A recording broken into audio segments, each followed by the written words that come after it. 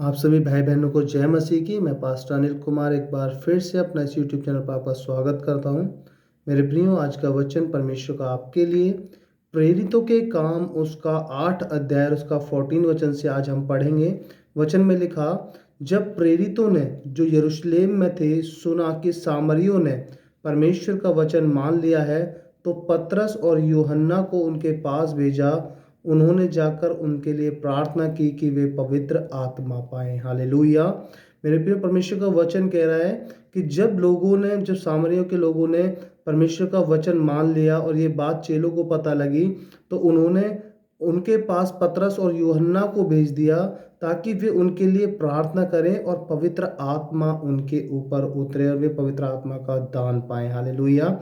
मेरे प्रियो, क्योंकि पवित्र आत्मा परमेश्वर के द्वारा दिया हुआ है और जो परमेश्वर के अभिषिक्त जन हैं, यदि वे भी आपके लिए प्रार्थना करते हैं तो पवित्र आत्मा का दान आपको मिलता है। आगे लिखा, क्योंकि वह अब तक उनमें से किसी पर ना उतरा था, उन्होंने तो केवल प्रभु यीशु के नाम से बपतिस्मा लिया था। तब उन्होंने उन पर हाथ रखे और उन्होंने पवित्र आत्मा पाया। हालेलुया। मेरे प्रियो, बताना चाहता हूँ, परमेश्वर का वचन कह रहा है कि उन्होंने यीशु के नाम से बपतिस्मा तो ले लिया था, उन्होंने अपने पापों का अंगीकार कर लिया था, उन्होंने यीशु मसीह को अपना उद्धारकर्ता करके ग्रहण कर लिया था, उन्होंने बपतिस्मा भी ले लिया था, बट जो स्पिरिचुअल उनकी ग्रोथ थी वो अभी तक नहीं हो पाई थी। जो पवित्र आत्मा का बढ़ना, पवित्र आत्मा का उतरना था, वो अभी तक नहीं हो पाया था। इसीलिए इसीलिए कलीसिया ने, परमेश्वर के चेलों ने यूहन्ना को और पतरस को उनके पास भेजा कि वो क्या करें, उनके लिए प्रार्थना करें, उन पर हाथ रखें, उनके लिए ले हैंड करें, ताकि पवित्र आत्मा उन पर उतरे और पवित्र आत्मा के बारे में वो उन्हें बताएं कि पवित्र आत्मा किस तरीके से काम करता है।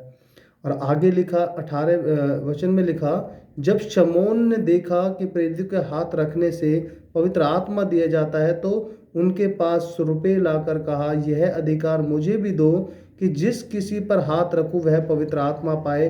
पतरस ने उससे कहा, तेरे रुपए तेरे साथ नष्ट हो, क्योंकि तूने परमेश्वर का दान रुपयों से मोल लेने का विचार किया है। हालेलुया। मेरे प्रियो, बताना चाहता हूं कि पवित्र आत्मा का मतलब सिर्फ ये नहीं है कि किसी को आप रुपए दें और वो दान आपको मिल जाए।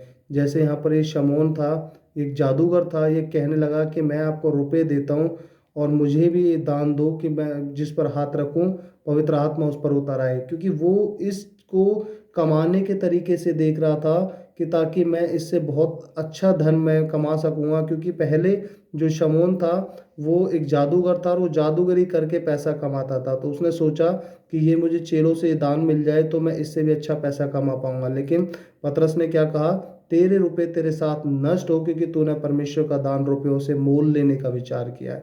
मेरे प्रिय, बताना चाहता हूँ, परमेश्वर का जो दान है वो रुपयों से मोल नहीं लिया जा सकता। परमेश्वर का दान यानी पवित्र आत्मा उतरना, परमेश्वर के गिफ्ट्स आपके अंदर उतरना, भविष्यवाणी आपके अंदर से फ्लो होना, अन्य भाषाएं बोलना, या परमेश्वर के जो भी दान है, यदि आप उन्हें अपने जीवन में लेना चाहते हैं तो first you have to need the holy spirit. आपको सबसे पहले पवित्र आत्मा पाने की ज़रूरत है।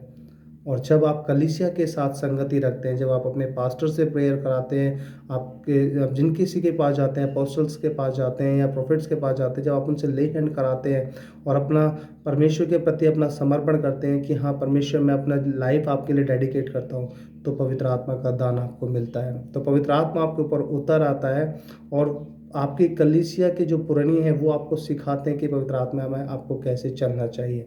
तो कभी भी अपनी कलीसिया को ना छोड़ें, कभी भी अपने कलीसिया के लोगों को ना छोड़ें और लगातार परमेश्वर में बने रहें और पवित्र आत्मा का दान पाएं, क्योंकि पवित्र आत्मा का दान पैसों से नहीं लिया जा सकता। हालेलुया। आशा करता हूँ परमेश्वर ने आपसे बातें की होंगी। आप हमारे चैनल पर बने रहें और ऐसे ही परमेश्वर के नए नए वचन पाने के लिए आप हमसे जुड़े रहें। चैनल को सब्सक्राइब करें। सभी को जय मसीह की। परमेश्वर आप सभी को बहुतायत के साथ आशीष दे। आमीन।